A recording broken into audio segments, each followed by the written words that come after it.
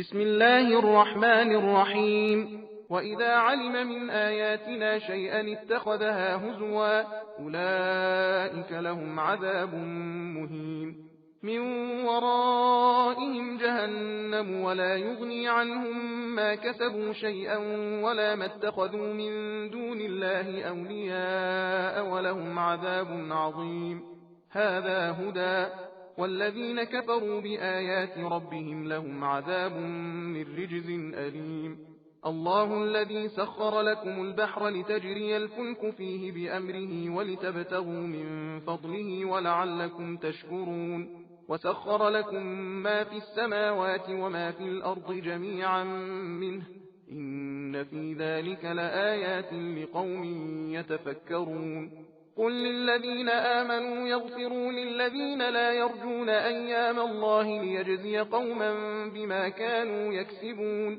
من عمل صالحا فلنفسه ومن أساء فعليها ثم إلى ربكم ترجعون.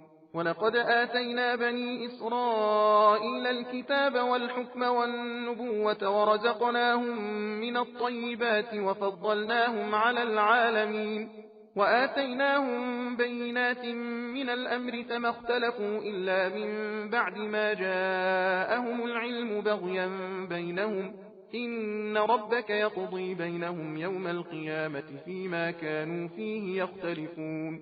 ثم جعلناك على شريعة من الأمر فاتبعها ولا تتبع أهواء الذين لا يعلمون إنهم لن يغنوا عنك من الله شيئا وإن الظالمين بعضهم أولياء بعض والله ولي المتقين. هذا بصائر للناس وهدى ورحمة لقوم يوقنون. أم حسب الذين اجترحوا السيئات أن نجعلهم كالذين آمنوا وعملوا الصالحات سواء محياهم ومماتهم ساء ما يحكمون.